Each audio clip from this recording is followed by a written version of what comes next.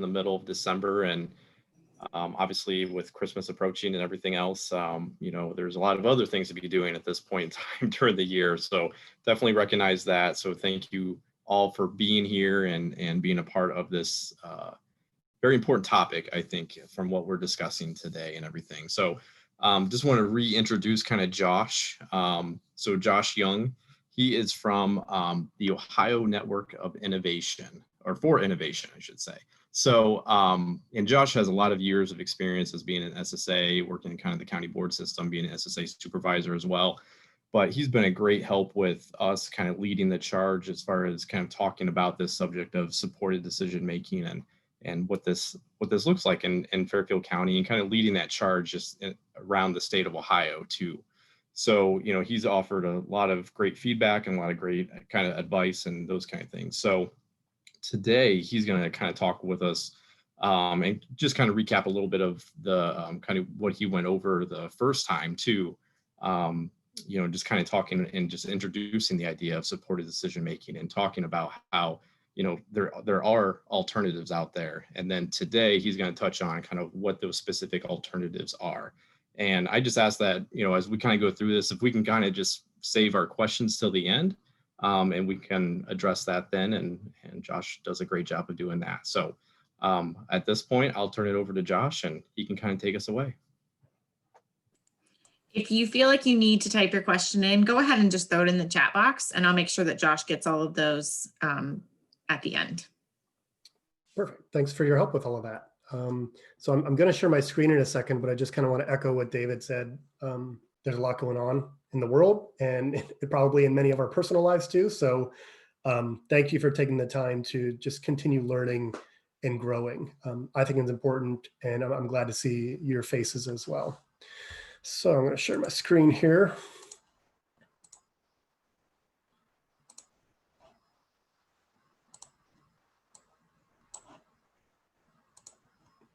And in a second, this should work. All right.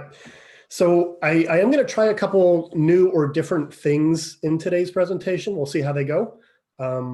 Questions at the end is great.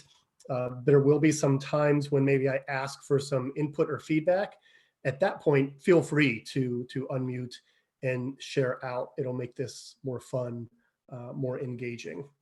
So you are here for part 2 of our series, Another Way, which is about options that are less restrictive than guardianship. And there are a lot of them, and kind of how we might use them to help someone, maybe it's a loved one, build decision-making skills and self-determination. Because the more of those things that people have, the better life they end up living. And they tend to experience like more friends and better jobs with better pay and living more independently, and even avoiding things like abuse and neglect and exploitation. But these less restrictive options, they just haven't always been talked about. So part of what we're doing here is just trying to change that conversation. So let's get people talking about these things. All right, it's been a month since we met last. So these days it can feel like nothing has happened in a month, or like a month has lasted 4 years. So I won't fault any of you if you don't remember exactly what we talked about last time. And if there's anybody new joining us for the first time, this will be a brief sort of review of the important ideas that we covered. With that said, the focus of our time together today is real life, practical examples and approaches. Now, one of my personal pet peeves is a presentation that kind of teases some kind of answer or solution, and then spends 99% of the presentation building suspense, only to deliver an underwhelming and ultimately unhelpful conclusion. So I'm not trying to waste anybody's time. We are going to just review the basics here and then jump right into examples. All right, so first, guardianship. It's a removal of a person's rights to make decisions for themselves. So we shouldn't be jumping right to it. It's supposed to be a last resort. In guardianship, the court has ultimate authority, and the guardian acts as a representative of the court.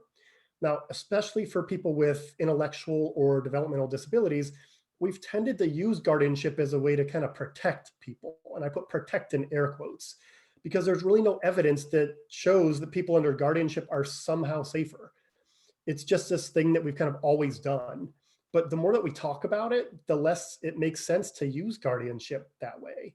And there are a lot of things that guardianship just won't or can't do, like change a person's behavior.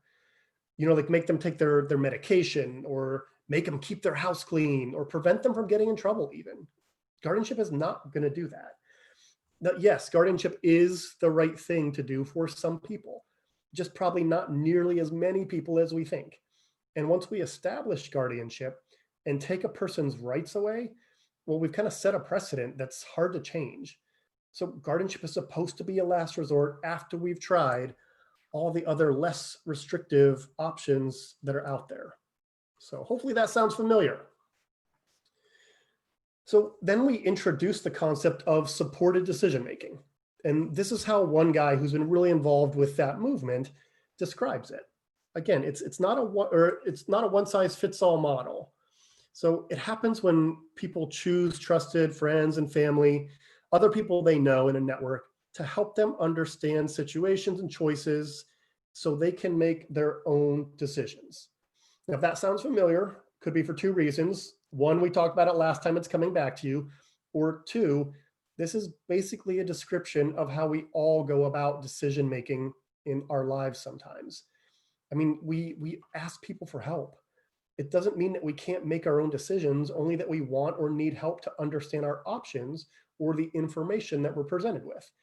So if you've ever asked for help or advice about changing jobs or moving to a new home, your relationships, medical treatment or procedures, buying a new car, et cetera, well, you've used supported decision-making. You just didn't call it that because we tend to use special words and terms for people with disabilities that we don't use for ourselves. If you want other examples of this, think about the last time someone described you as either high or low functioning, or made a point to really compliment your good hygiene. So it's something that we all do. We just kind of use different words when it happens with people with disabilities. So anyway, we're trying to get away from this idea that when someone with a disability needs help to make a decision, that this is somehow a significant vulnerability, something we need to protect them from. And instead start viewing it as just support that someone needs to get through life, just like the rest of us. Then the challenge is going to be finding the right kind of support and developing those support networks. So here's a visual of what supported decision might look like for someone. That person asking for help, they are the decision maker, they're in the middle there, and they retain the right to make their own decisions in this arrangement. Their supporters are the people who help them understand their options. Well, they're around them and kind of in the background whenever they need to be called upon. Again, they might be family, friends, neighbors, professionals, or people who have just a particular expertise or set of experiences that can be helpful. You know, I might ask my mom for help with a work situation because she's been a social worker for more than 30 years, but I am not asking for her help with home repairs or for advice about how to manage my money because she has no clue, right? So we all have different people that we go to. And remember that this is person-centered, not one size fits all. So the kind of support that someone needs for one decision might be very different than the kind of support they need for another decision, to say nothing of like the different kinds of support that two different people might need. So I'm a very visual person. So helping me see my options in some sort of visual summary will be really helpful. Other people might want to go through the handbook or the manual for something so they can get into the details and ask a lot of questions to understand it. So support from the supporters might look a lot of different ways. It can be help to do research. It can be role-playing situations to gain some kind of experience, talking through possible consequences, both the good and the bad, making a pros and a cons list, or helping somebody communicate a decision that they've made to other people. It's whatever the person needs. So I think I tried to share this video last time, but it didn't work. So as we kind of move into real life and practical examples of supported decision-making, let's hear first from a father about his very real experience with both guardianship and supported decision-making. The South Carolina Supported Decision-Making Project, a collaborative effort between Able South Carolina, Protection and Advocacy, Family Connection, and the Arc of South Carolina, funded by the South Carolina Developmental Disabilities Council. A Better Way, stories from the South Carolina Supported Decision-Making Project. A family's perspective. Yeah, I like to hunt. Carl is an incredible 21-year-old young man with a passion for life. I shot the 9-point buck because since I got to know the word 9. Excited about learning, excited about the world that he wants to live in. I can be a tour guide in a museum. Carl has some challenges with intellectual disability, and occasionally he needs me to explain something to him in a way that he can really, really get it. This is 2, 3, 4. If I go out and I get, I'm going to buy a car, I turn to my dad, I said, Dad, you know, this car, this has better mileage, this has this. I go to a friend and they say, no, you got 3 kids, you're going to need more space in the back seat, you're going to need the, and I get a lot of input from a lot of people. People look at me and say, oh, he has a lot of wisdom because he's willing to have supports from other people. Yet when a person with intellectual disabilities needs supports, we say they're disabled. And I don't see where the difference is. Yeah. Supported decision making is how do we, as all of us as human beings, surround ourselves with a group of people who will help us when the process of decision making is needed. And for Carl, I'd like it to be a very clearly documented and structural way that would happen. I've been doing impressionist art. It amazes me how many parents have jumped straight to guardianship because they're afraid someone's going to take advantage of their child. This picture I did So I think parents go into it wanting to make sure that they can get medical information on their children, still help make medical decisions for their children, make sure that somebody doesn't take advantage of them financially and doesn't take advantage of them with decision making. So they think the cure-all is guardianship. The most painful things for me as a supporter of families of kids with special needs is for so many years, all I've promoted is guardianship. And that I did it because I wanted to protect our kids. I wanted our children to have a safe place to be. But I really did act out of fear. I have literally counseled parents to take away their children's civil rights. I had a change of heart when Able South Carolina sat down and met with me the first time, and Kimberly, the executive director, looked at me and she said, WC, do you want Carl special or do you want him equal? And that changed everything for me. Do you want to get married one day? Yep, I would. Yes. Yes, I would. If my dad let me to. If I let you to, it's your decision, Yeah. not mine. I would do it, yes. You're smiling real big. Right. Fear keeps us from moving forward. This is for not just disability world, for anything. But faith in the future moves a person forward. So I would rather walk in faith than I would walk in fear. And faith says, okay, I believe that there is a way to make this work. There are supports out there. You know, there's ARC, there's ABLE, there's Protection and Advocacy, there's Family Connection. There's a group of people out there that are willing to surround people and help them think through that process.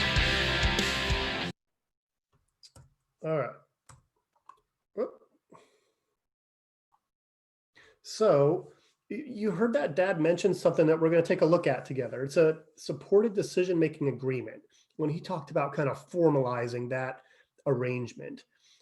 If what we want is a more formal approach to this kind of support, we can document that on an agreement form. It can provide some structure and kind of peace of mind for people.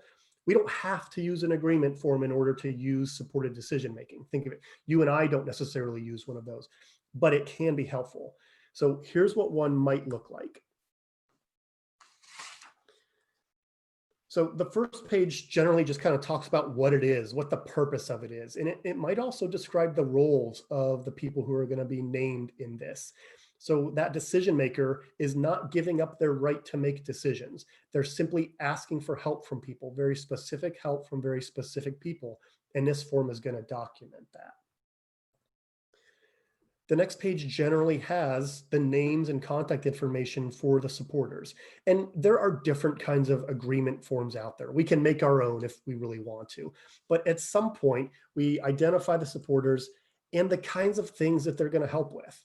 So if one person is going to help me with my medical decisions, I might be even more specific than that. Maybe I need help to communicate with my doctor updates about my health because I either have trouble understanding that or I freeze when I get in there. I don't remember anything, In fact, that is something that I could use some help with. I almost have to take notes because I forget everything as soon as I get into the doctor's office, everything that was bothering me. So I might ask for help from someone to do that.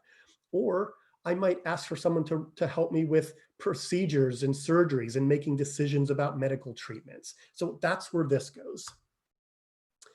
And then usually one of the last pages is signatures of the people in this agreement who are agreeing to it. You'll see sometimes that we get 2 witnesses or a public notary public to sign this, just to kind of give it a little bit more legitimacy as well. All right, so we know that there's a resource to document relationships with people who help us make decisions, that supported decision-making agreement. But how do we actually develop decision-making skills in the first place? Well, we can start young, really young. So this is a guide for parents and families and educators about how to help young people develop those skills and kind of what to expect at each developmental stage. Now, we also know that chronological age doesn't always match developmental stage. So we need to be kind of flexible here and use the kind of support that makes the most sense for the child that we're trying to help. But here's kind of what this guide looks like inside. And I'm going to be shifting between screens here, so bear with me. So this is the guide, that's the cover page. And then we get here, we're going to talk about what to kind of expect at each of these stages. So in addition to a brief description, it gives some ideas of what we can do to help people, kids, develop decision-making skills and self-determination. So with those very, very early stages, offering toddlers the small selection of toys to choose from, rotating those toys, introducing a little bit of structure by making sure that each toy has a place, those sorts of things. As we move on, we're looking at offering things like snacks, from a few different choices, but also starting to have conversations about decision-making. Listen to them, hear them out. Why did they make the decision? What is it they hope to get from that decision, right? And so this moves on through different stages here. We get to middle childhood and adolescence. Again, brief descriptions of kind of what to expect at each stage and things that we can do to help them build those skills. So as we get a little bit closer to transition age, have we already talked about post-secondary education or careers? What are their interests? Have we had a conversation about that? Where do they want to live? Do they want to live on their own? What's the plan? Do we have a plan? How can we start building that? What might living on their own look like? Have we talked about money, who they're going to live with, if they want to live with someone else or not, and what kind of support they're going to need to do that? And in medical care, if they go into the doctor and they can at least greet the doctor, give the doctor some updates, or even go into the pharmacy and pick up their prescriptions. Well, that's helping them build confidence. That's helping them build self-determination, take responsibility for their choices and actions. So just a brief kind of overview of this guide, but this is available to anyone who wants it and needs it. We will find a way to get it to you. Just let us know if it's something that you want.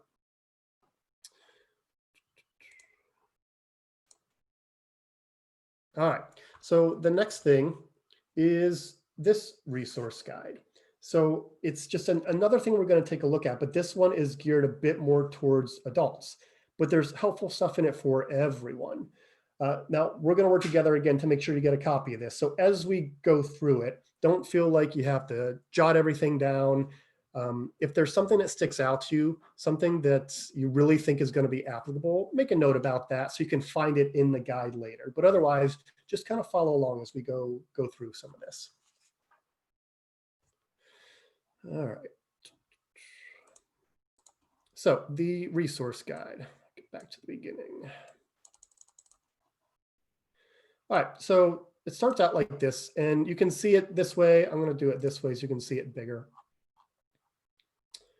It talks a little bit about supported decision-making, what it is. There you see the visual again. It tells you how to use the guide. So the interesting thing about this guide is that if you're using it while connected to the internet, you're going to be able to click on links to more information. You're actually going to be able to watch videos within this document as well. Now, of course, I say that, and when I was preparing for this, all the videos were displaying really tiny, but you can click it and go to the YouTube page as well. So we'll work on fixing that.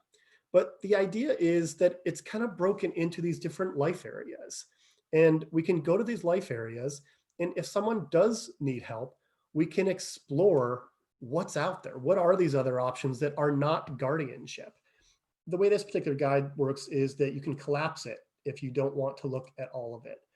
We might have mentioned this last time, but this joint bank account, this seems to be a great option that not many people are considering, especially for their son or daughter who's transitioning to adulthood and maybe doesn't have money management skills, but doesn't need or want mom or dad to continue managing all of their money.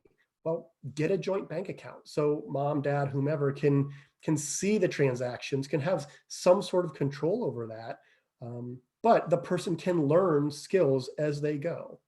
So lots of ideas here. What we're going to do as we go through this guide is we're going to go kind of section by section and just look at maybe one or two resources in each.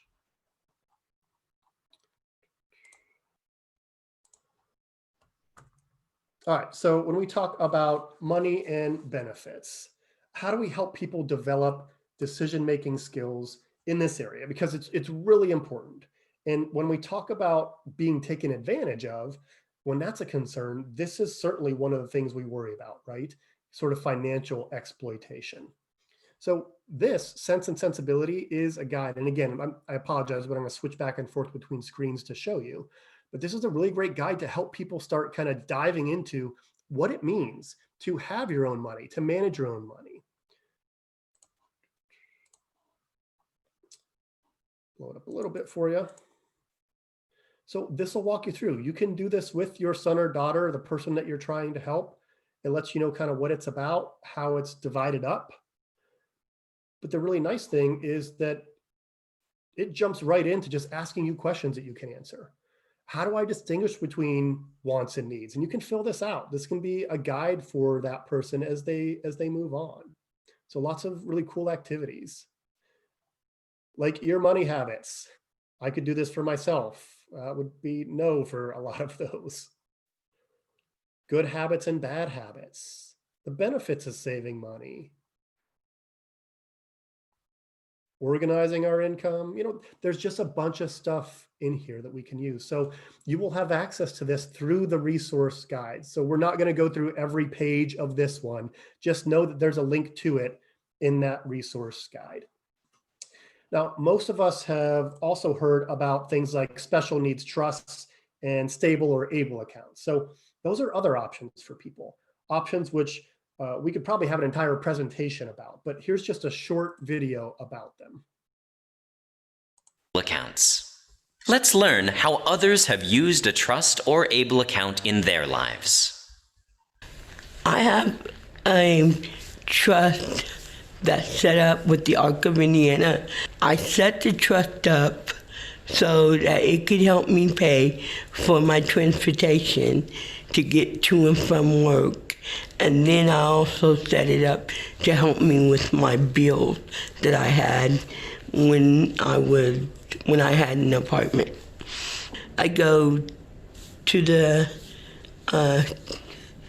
staff of the Arc of Indiana that run the master trust, and then I let them know what I'm needing and how much I'm needing and where and what I need it for. And then they let me know if I have enough in there to do what I'm asking for. Choose a trustee that you really trust, that you have a really good relationship with and have for a long time. and that you will for the rest of your life or the rest of their life. Special needs trusts and able accounts can help you pay for things you need in the future. Find a person or professional you trust to help you establish a trust and/or an able account. Manage the accounts. Make sure the accounts comply with the rules so that they don't impact the benefits you receive and help you get things you need. So that video is actually from the Arc of the United States. They have a lot of great resources. We're going to look at some of them here in a couple of slides, but the next area of life we kind of want to look at is health. So in the area of health, in addition to things like a HIPAA release or a power of attorney, which are two important options that you can read more about in the guide, there are some more creative options available. And we're going to talk a little bit about technology. If you're not familiar with Advisor, that's the name of this site. And the nice thing about Advisor is that all the help you need is kind of in one place. So if you want to, you can create your own client card where you can, give your demographic information, give your diagnoses, and they can help connect you with this recommendation wizard to some technology that you might be able to use. Or if you just kind of want to browse, you can go through these thumbnails and find different technologies that might be available. So this will help people, not necessarily develop the decision-making skills unless we talk about something like an Alexa, right? But it can certainly help them live more independently so that we don't have to consider taking a person's rights away. We just need to get them the kind of support that they need for these things. When we talk about technology, I think a lot of people need to know about lending libraries. So there are lending libraries all across the state. And the idea is that they house technology, equipment, things like that, that you can kind of check out and try out to see if it's going to work for you before you go spending your money or waiver money or whatever on these things. So DD Council has a really great guide about these lending libraries and where you can find them and what kinds of things they offer. Again, this is linked to in the guide, so you don't have to follow all of this right now. I just want you to know that it's available out there. And then this is a short video from DODD about lending libraries. And then we're going to take a quick look at a map just so you can see how many there are. Hi, I'm Bill Darling. I'm the Director of Assistive Technology of Ohio at Ohio State University. I'm Kyle Corbin. I'm the Ohio Technology Project Manager at the Department of Developmental Disabilities. We have an assistive technology library on the west campus of Ohio State University, and a couple things make it unique. Number one, it's a statewide library. Anybody that works in the field of disabilities, if you are a person with a disability or if you just care about one, you can access our program. The other thing that makes it a unique program is that it goes across the entire spectrum of disabilities, not just a specific type of device or targeted towards a certain age. No matter what the disability is, we'll probably have a device that could be of some assistance to you. Do you have devices that are specifically geared to helping people in the community? One of our programs is to help people get computers, and we have hundreds of devices that helps you interact with a computer, because that's one of the main ways that people stay in touch with each other. And so it's incredibly important for people with disabilities because they're the least likely among us to have a computer, know how to use one, and it's so incredibly important, whether you're talking about education or employment or just social living, to be someone who's comfortable using a computer. So a big focus of what we had are keyboards, mice, different types of monitors, basically looking at different ways to get people online and connected through the computer. The reason that we love this program and that we offer it is it's so that people can actually try out different devices free of charge and get to know the types of technology that's out there. And when it's time to go ahead and make that decision, then you're making a good decision, and as well as the state, if you're paying for it with taxpayer dollars. All around, it's great for people to know that they're buying the right technology. So there's that idea of kind of trying something first before we just jump into something maybe more extreme, right? This is a way that you can try it out. So this is a map of all of the lending libraries in Ohio. Again, it's linked to in the resource guide that you'll have access to. But you can see there's a lot of stuff out there. No matter where you live, there's something relatively close by that you can access. So let's talk maybe about relationships. So there is this healthy relationship workbook that we found, and again, linked to in the guide. It is amazing when you want to talk about helping people understand relationships, helping people make decisions about consent. What makes a healthy relationship? What things do we want to look for? This is a great thing to review, especially at an earlier age, to help people kind of develop those expectations, both for their partner, but also for themselves in a relationship. So this is a lengthy guide, but has a lot of great information and has some activities in it that you can go through. You know, how well do I know this person? I know that when I worked as an SSA, one of the kind of common things that I would hear is from someone on my caseload that they have a boyfriend or girlfriend. And I was excited for them. Great. We all want relationships of some kind in our lives, right? And occasionally I'd ask them what their name was, and they couldn't tell me the name of their girlfriend or boyfriend. Now, that says a lot of things about a lot of things. It's not necessarily just about that person, right? It might be about their access to other people. How many people want relationships but don't have transportation to go see their significant other, their partner, their friend, right? To even get to know them better, or don't have the technology to connect with them, or don't have the staff to take them to spend time with people, right? So it's not just about the person not knowing these things or not having that expectation of what makes a healthy relationship.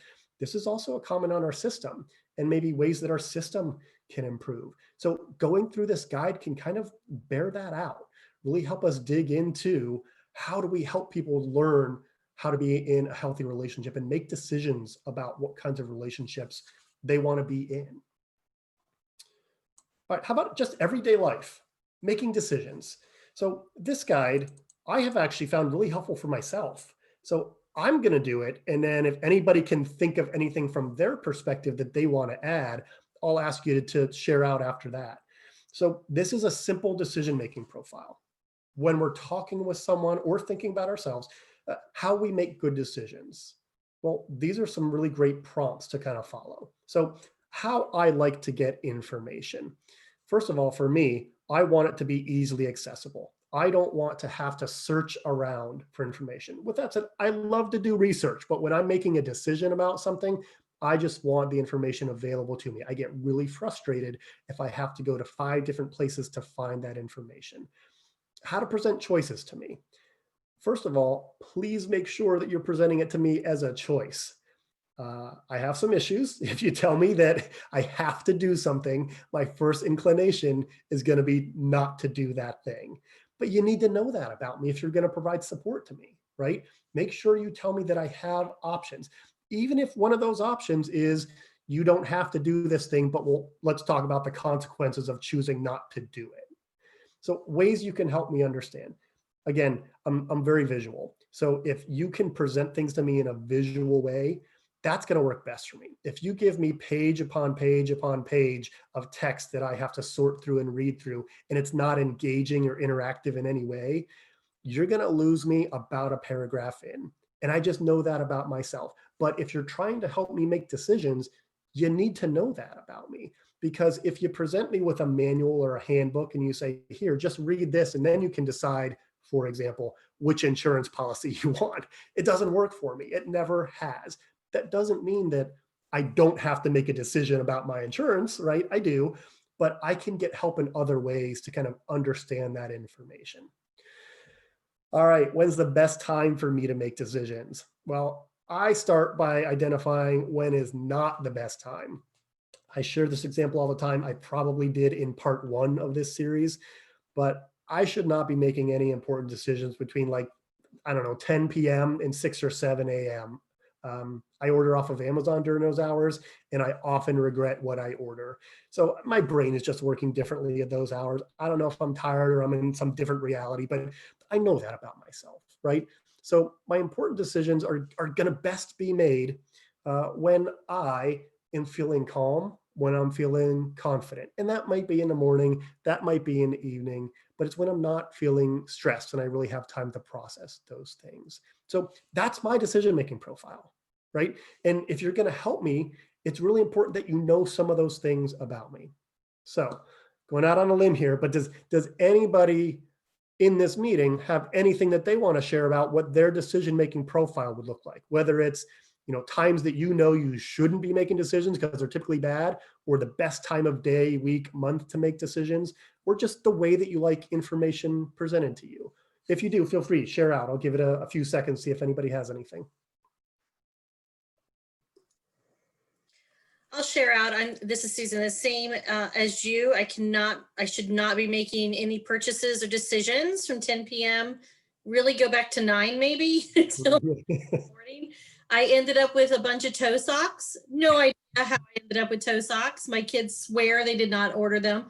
So I think it was one of those times that I was browsing and didn't realize that I was buying toe socks. They were expensive, thank God. And we laugh about it, right? But when we talk about people with disabilities, especially some who are served by a system, they don't often have that luxury, right? Someone might just put a decision in front of them and kind of pressure them to make a decision. Well, guess what? It's not a good time. And so if that person gets frustrated, upset, potentially even aggressive, that they're being pressured into making a decision that they don't feel comfortable making, well, then what happens? Well, then potentially we end up writing things like incident reports, right? When in fact, if we had just known that it's a bad idea to present this person with, a decision to make between 10 p.m. or 9 p.m. and 7 a.m., we could have avoided that altogether, right? And ultimately, they could have made a better decision. So anybody else have anything they want to share about a decision-making profile, things you know about yourself? I need to have time to think about it. I need to have time to read the research on my own. I still want to hear somebody talk about it, but when you rush me, like you want me to make it right then, inevitably that's when a fight is going to happen, even in my household, because my husband's like, oh, I'll just work out. And I'm like, no, I need to read A through Z. I'm sure no one is shocked by that, but I need to understand like all the pluses and minuses, all the repercussions. And man, when you push me, I'm not very nice sometimes. And we all have those things, right? So this is an illustration of how supported decision-making is not one size fits all, because what works for you or what works for somebody else is not the same thing that's going to work for me, right? And different decisions might even be different for me. If you're asking me where to eat, man, I'll eat pretty much anything, anywhere, all the time. But if you're asking me about, a home repair or something that I'm really not confident about, yeah, I'm going to want to do some research. So different support for different kinds of situations. Thank you both for sharing out. I think this is a great tool for people to use. We can learn a lot about ourselves when we take a look at it. All right, something else for everyday life. The ARC also has this resource for future planning. So I'm going to play this video because I think it's a really interesting idea, and then I'll show you what they have available.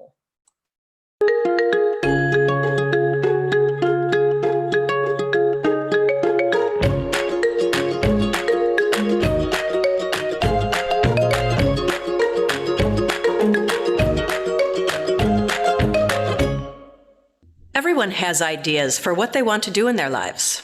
To achieve these goals and dreams, people make a future plan. A future plan includes information about your life at this moment, like where you live, what you do each day, your likes and dislikes, and important people in your life. A future plan also includes ideas for what you want to do in the future.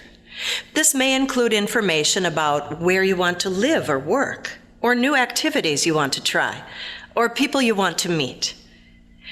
Thinking about the future can be scary, but planning for the future is possible and necessary. Planning for the future with people you trust can help you overcome these fears. Making a plan for the future is important because it helps you make sure you live the life you want. A future plan can also help people in your life know what you want to have happen in your life. The first step to take to make a future plan is to think about whose advice or help you want to make your plan. You can get advice or help from your family, friends, or other important people in your life. The most important thing to do to get started making a future plan is to start talking. Let's learn from a few people about why future planning is important to them. you got to plan out what what you want to do. And you got to know and rely on people that you trust in your life to get there. You got to work that into, the planning process. And then once you have a plan, take action. I challenge you to be great, to let nothing stop you, to always stay focused, and to never let no one tell you you can't. Don't give up. If you want to do future planning, the steps you need to take are develop a circle of support, which includes allies, friends, people who believe in you, people who have high expectations, people that are willing to, push you out of your comfort zone. That is one of the best things that people can do. Presume competence. Future planning. It's possible and necessary.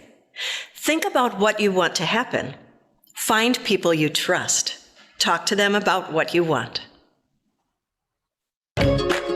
So again, this is a resource available linked to in that guide.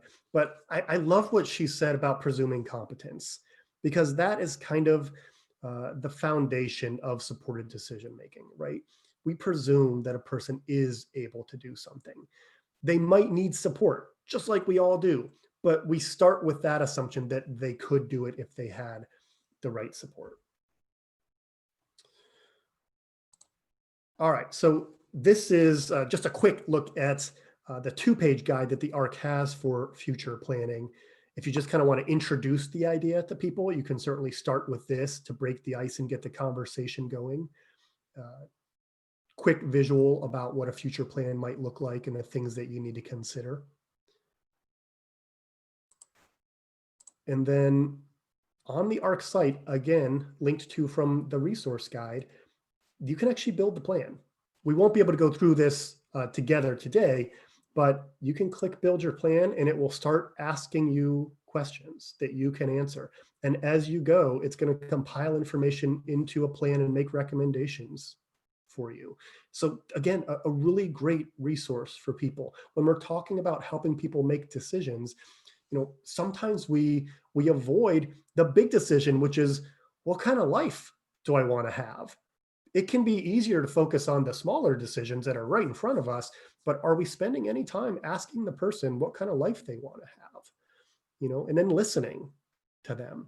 And a tool like this can really guide that conversation. Listen, I still don't know exactly what kind of life I want to have. So these are big questions. Why not use a tool that can kind of help us narrow in on the things that we need to identify and talk about? All right, safety. Because of course we need to address safety concerns when we're talking about people making their own decisions, right? We know that concept of dignity at risk says that life has risk in it, but we're not talking about just being reckless all the time. We're talking about making calculated risks, right? And making sure that we have a plan to stay safe where we can. When we talk about safety, technology is going to be huge here again. We mentioned things like Alexa and the Ring doorbell that can send notifications when someone comes to the door. And Alexa who can help you make calls when you need them. Things like emergency pendants or buttons that allow people to easily contact authorities in the event of an emergency. So technology is a topic that we could and maybe should have an entire presentation on. But let's look at just a couple more things that help address safety when we're talking about supported decision making. So this is from adult advocacy centers. If you are not familiar with the work that they're doing, oh man, I would encourage you to look into who they are and what they're doing. They're just kind of getting started, but they're being recognized nationally for the work they're doing to advocate for people with disabilities. And they released this in the spring. It's an assisted safety planning guidebook. So they have 2 versions of this. This one is an assisted planning guidebook. The other one is a self-directed planning guidebook. But the idea is you can go through this guide and start talking about safety. What are some things that we need to think about? what are some things that maybe I haven't considered, but I should have a plan for them? Who will I contact in an emergency? Do I know how to contact the police, the emergency authorities? Do I know all of my important information if somebody needed to know it, right? Who are the people that help me? So this guide is really rich with prompts to help us kind of develop a plan to stay safe. So just another resource that's out there. All right, and then finally, kind of the last resource that I want to go through, bear with me while I get there because I just decided not to do the presentation, is the Happy Safe Grid. So we're going to watch a quick video, and then I'm going to ask that we try to do one of these together. So here's what it's all about. Hey, we're back with more on the Supported Decision-Making project. Today, we're going to look at a way to make decisions that helps us stay safe, but also be happy. Making decisions can be hard, especially when there's some risk involved. There's no such thing as a life without risk, but how do we weigh all of the options so we can make the best decision possible? It can be easy to get lost in all of the what ifs, or find ourselves focusing much more on what could go wrong than what could go right. If you're anything like me, it really helps to see things laid out before me, especially if there are more than a couple of options. I make much better decisions that way than if I have to keep track of everything in my head. The Happy Safe Grid can be really helpful in these situations. We start with 2 lines, like this, and then we label each end of them: happy, safe, unhappy, and unsafe. Then we can think about each decision that we're faced with and decide how happy or unhappy it might make us. Then we do the same thing for that decision with how safe or unsafe it might be.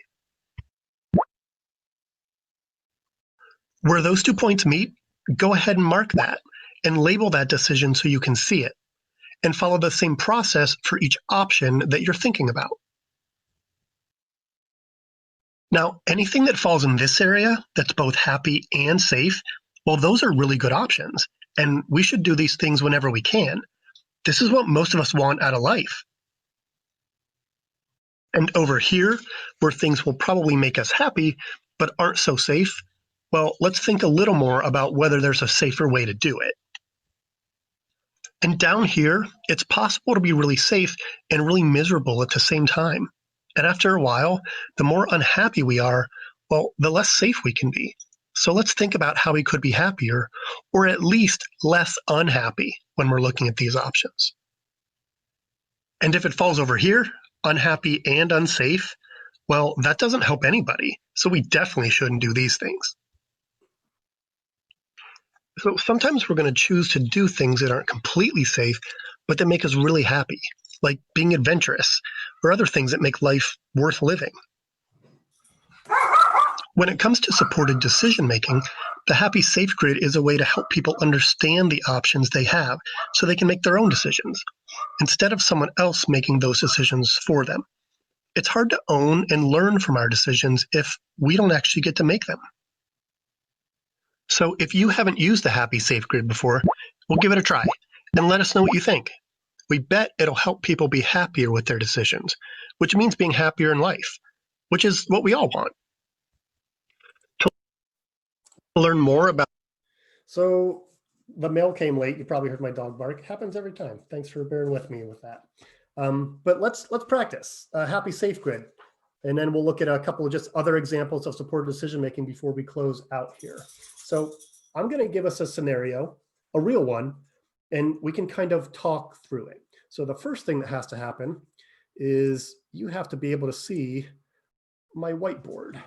Are you able to, someone unmute themselves and tell me whether or not you're able to see the whiteboard? Yes. Okay, perfect. So years ago, I worked with someone, we're going to call him Evan.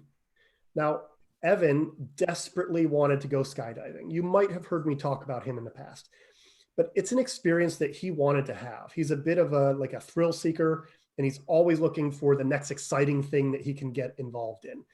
He rarely says no to any new experience. I think it kind of helps him feel alive.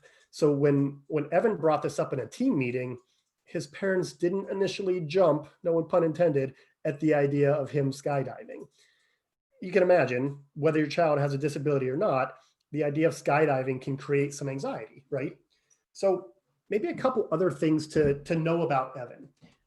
Evan happens to use a wheelchair, and he doesn't always have control over his arms and legs. In fact, he has a rare disorder that causes him to hurt himself involuntarily. So he uses restraints on his wheelchair to keep his wrists and ankles secure. It helps him feel safe. Now, Evan was pretty adamant about skydiving. So let's use the Happy Safe grid to talk about this a little bit more. Now, typically at an in-person meeting, I would put up a big piece of chart paper or use a big whiteboard to do this. But the times kind of being what they are, we're going to try something a little different and see how it works. Because remember, with supported decision making, we're trying to be open to new things, even if they don't work exactly the way we want them to, right? So consider that as we try this. So remember, the first thing you're going to do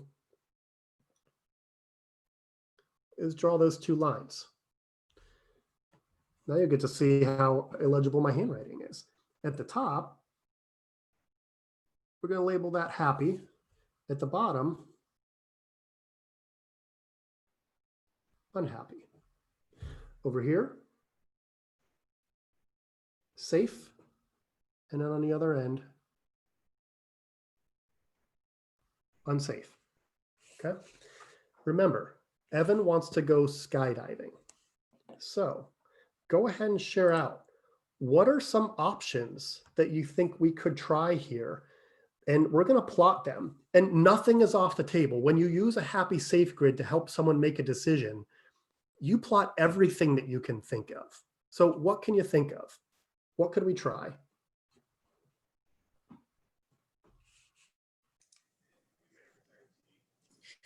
I would want to talk to a skydiving school or instructor to see how that could be done. All right, so how about talk to an expert, right? Mm-hmm. All right, so I'm going to weigh in and tell you kind of how happy that would make Evan, but let's talk about safe and unsafe. Where do you think that's going to fall on this safe or unsafe line? You just tell me, further to the left, further to the right, whatever. I guess it depends on what the expert says. Sure, but how about just the act of talking to an expert? Is So that that's safe?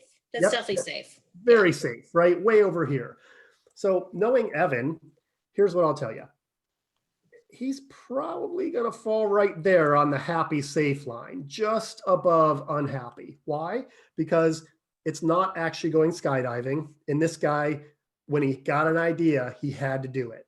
But it is doing something, right? It's not just telling him no. So that's where talk to an expert is going to fall for Evan. Really safe, but only slightly happy. All right, what else can we try?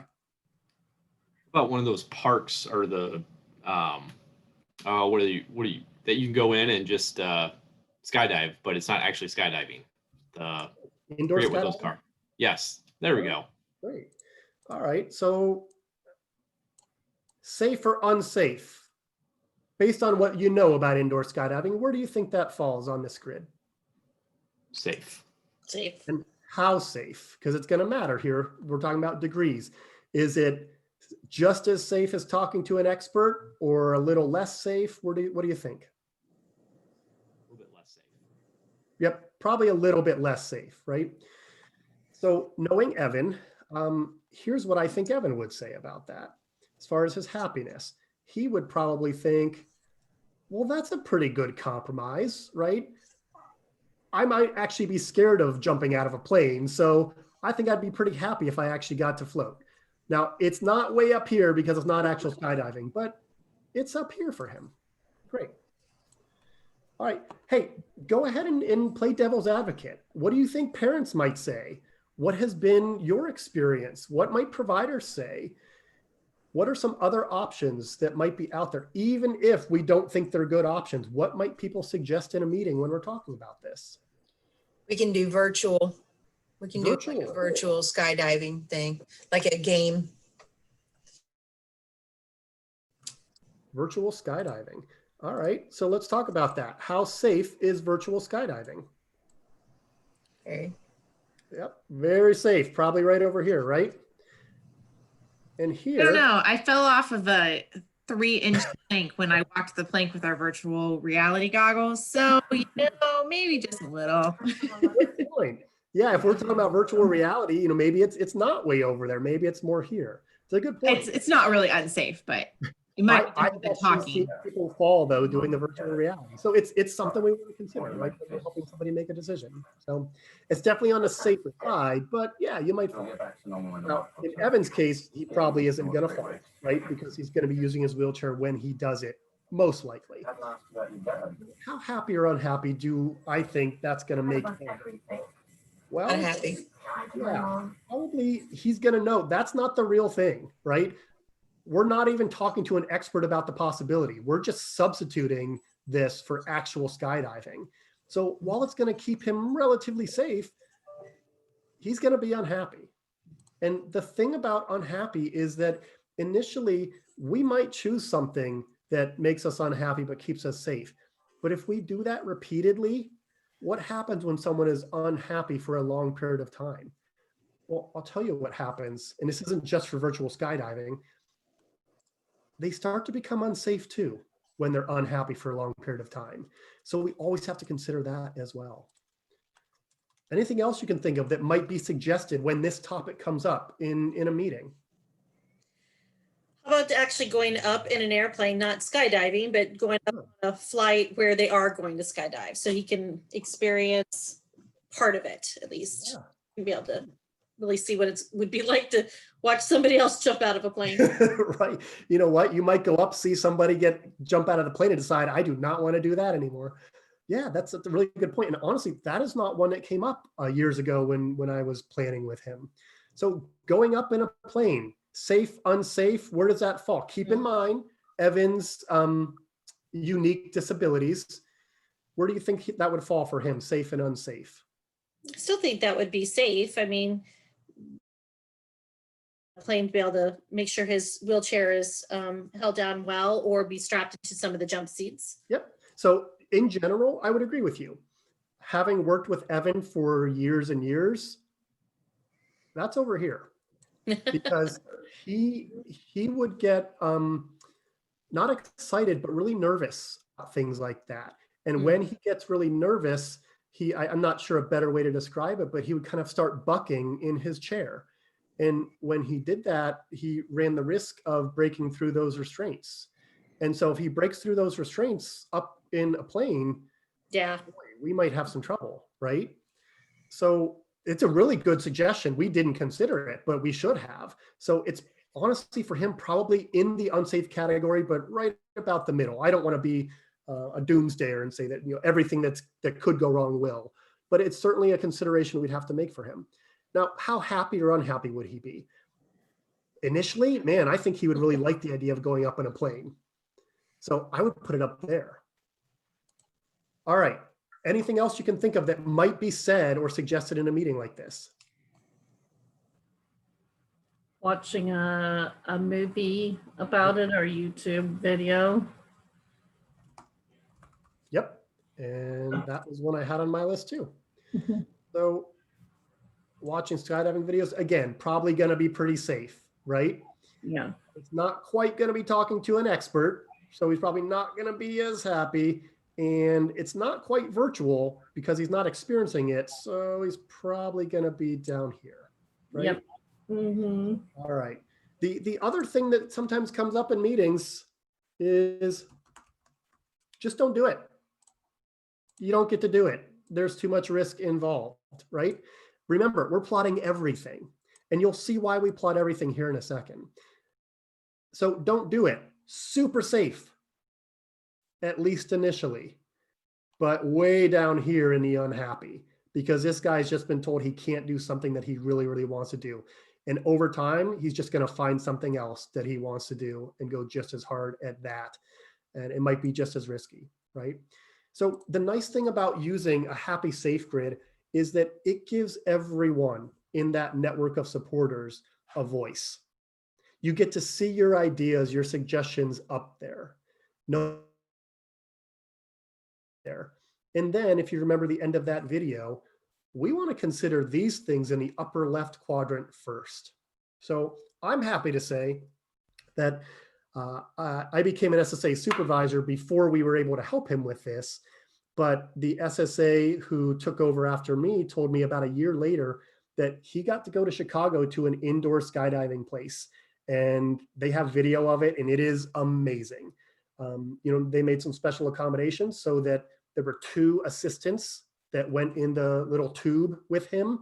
And so they each held on to a limb for him so that he didn't hurt himself. And it was just incredible to see him floating up and down. And you know what? He was probably in there for just a number of minutes, but the smile on his face and the fact that we got there because we allowed everyone's voice to be heard.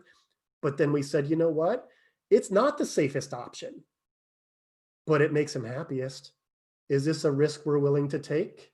Now he had a guardian, but you can see how we used some of these supported decision-making principles to help arrive at a decision here.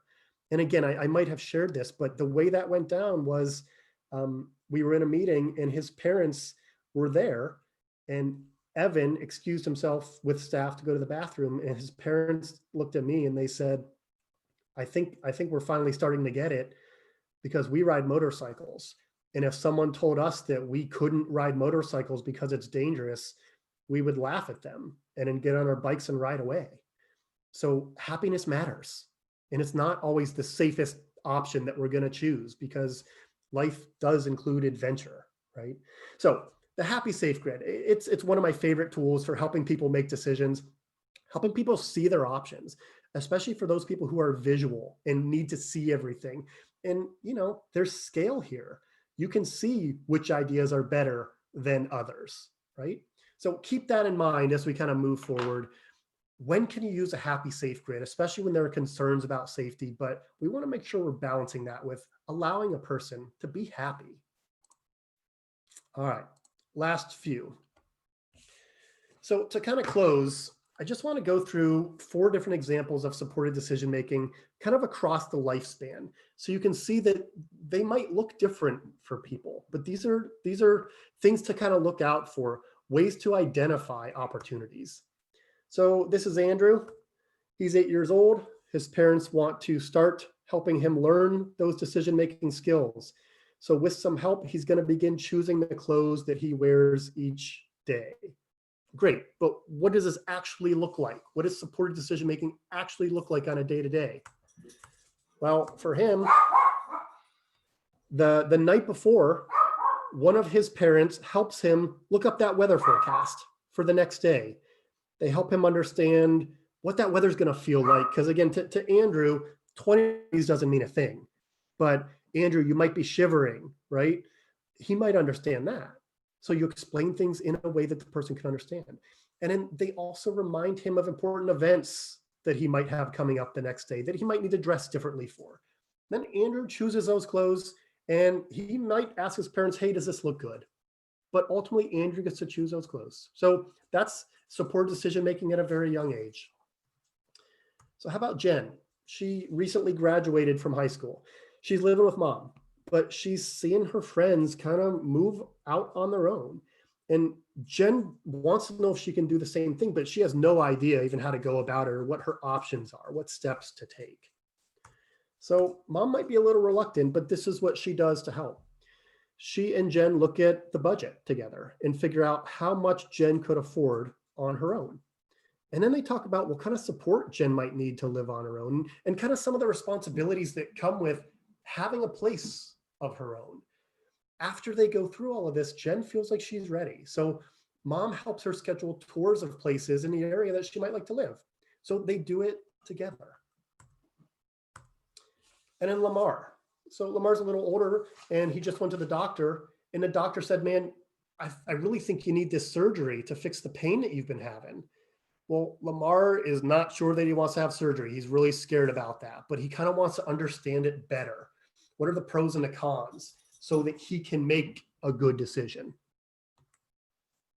So Lamar actually has a friend who had a similar surgery a while ago, and he signs a release so that this friend can talk to Lamar's doctor, get important information about this surgery. and Lamar's health. So Lamar's friend then helps him make a pros and cons list. He talks to him about what surgery was like when he had it. Hey man, it was rough at first. Yes, I was in a lot of pain, but they give you some pain medication. And now you don't have that problem or that pain anymore, right? But he also tells Lamar that he can get a second opinion, because Lamar didn't understand that. His experience has been whatever the doctor tells you, you got to do, right? Other people make decisions for him. So he's helping Lamar, or he's helping to advocate for Lamar, so he knows all of his options. And then finally, Ruth, who has worked at the same place for basically her entire life, but she thinks she's ready to retire. So in this case, Ruth has already made the decision. It's not help to make the decision that Ruth needs. It is help to communicate her decision, because she's worried about upsetting her boss or her coworkers if she leaves. So she's not sure what to do. So Ruth talks to her case manager and her counselor, and they kind of practice or role play good ways to tell the people at work about her decision to leave. What's standard? Because Ruth hasn't ever left a job, right? She's had the same job her entire life. So as they role play, Ruth gains a better understanding of how this works. And at the end of it, she feels better and excited about her retirement. But she asked her case manager if she could be there and just kind of have her back when she tells her employer about this decision. And her case manager agrees to be there if she needs it. So those are some examples of supported decision-making. I have a couple other slides just to kind of tease the next series, but what feedback or comments or questions do you have about these sort of practical examples of using it on a day-to-day basis? I love it. Thank you. It's very concrete, very usable in our jobs, and I really appreciate it. Sometimes it's hard to get the concrete training, so I really, really appreciate it. Good, thank you. you. And the safety skills planning booklet, I actually did a whole outcome based on that. So that's what they're working through, her and her providers. So that's awesome. Really good. I can definitely relate to you on the sort of lack of concrete examples of training. So just please remember that the things we reviewed today are a fraction of what's available as far as resources or approaches that we can use with people. So just keep exploring ways that we can help people learn to make their own decisions. Thank you.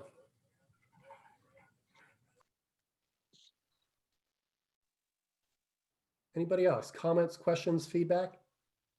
Yeah, Josh, I think this is great, because I think that, again, when we look at, drilling down a little bit further and addressing kind of that fear sometimes that exists for people with making decisions or what that decision is, I think that happy safe grid, or looking at that safety plan, or again, just even talking about what is the fear, and then kind of going through those different options of, hey, maybe we can look at supporting that person this way versus guardianship, or whatever that looks like for that person. I think that's a wonderful thing that I think this project kind of offers. Good. Yeah, it's like we said, it's really about changing the conversation, right? Because I've been there. I've been in meetings where we are trying to suggest something maybe new, a little different, maybe not the safest option in the world, and we expect that the immediate feedback is going to be no. So some of these things are just ways to open up the conversation rather than have it ended for us and ultimately for the person immediately. Well, how about we use this? I just learned about this new tool. Why don't we see what we get out of it, right? And especially if we pick something that allows everybody to have their voice heard, it can really have a positive impact.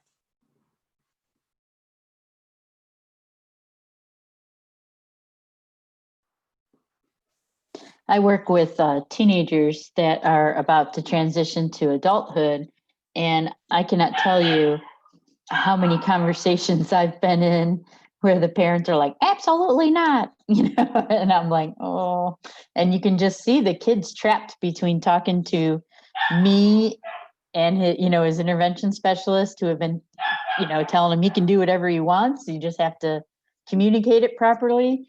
Versus, his parents. It's always a tricky line. So I plan on using this happy safe grid quite a bit, just to practice, to just try to see if we can help people meet more in the middle, or, to show them that, I liked what you said too, like, if you don't meet them somewhere in the middle, they're going to move to the unsafe area. Yep. And how many times have we seen the train wreck out of control?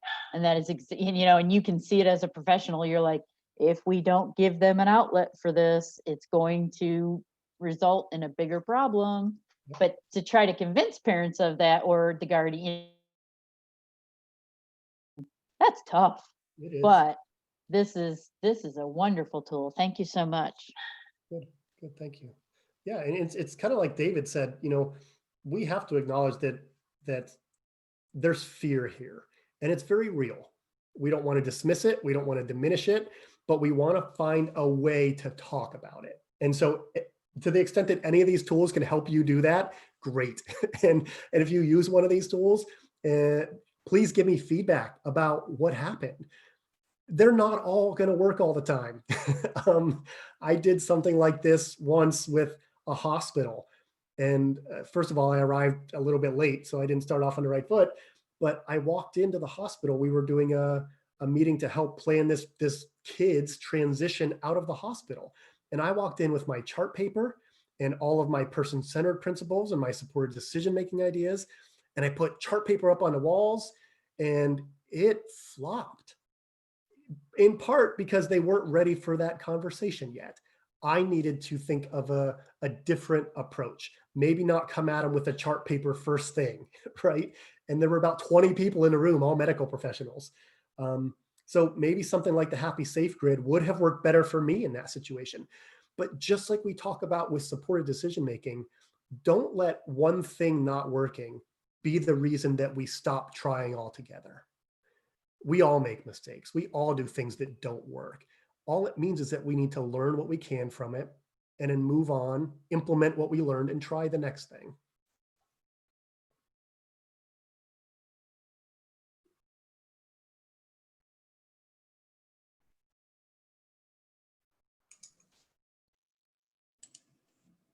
Any other questions for Josh or comments?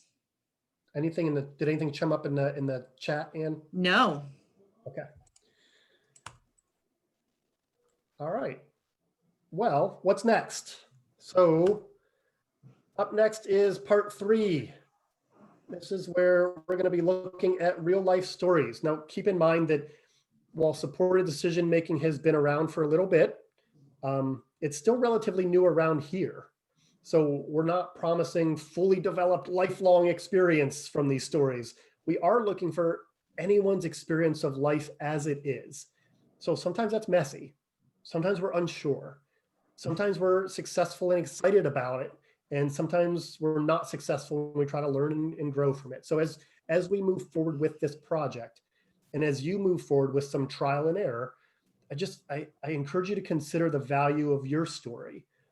The story of families. It means something, it really does, even if it's not fully developed, because whose story is really fully developed anyway, but it can be a guiding light for somebody else. So just as we talk about not letting rough patches or missteps deter people from trying again, when we talk about supported decision-making, apply that to yourself. Give yourself some grace when you're trying these things. We're not perfect, and life just isn't perfect, but that doesn't mean it can't be, beautiful and impactful and surprising and worth sharing with others. So we really do want your stories, whomever you are and whatever your story is. We need them. We need the trials and the insecurities and the guesswork and the victories and the lessons learned. And the only way we get those is if you decide to try some of the things that we talked about today and then kind of share your experiences with us. So please do that, because we will all be better for it. So thank you again for your time and attention to this.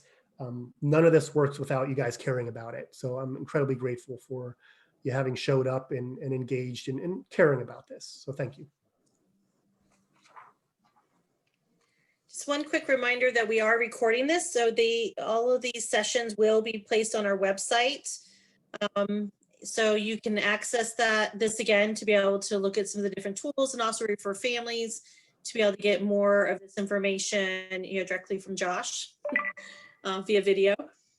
We're also placing some of his tools that he's been sending us on the website as well. So We haven't landed exactly where that's going to be yet, but we will have that before the next meeting, which is January 12th.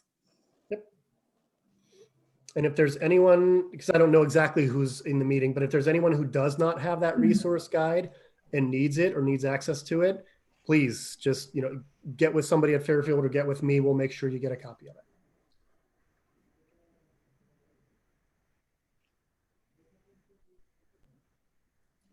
Okay, well, I'm going to stop the recording.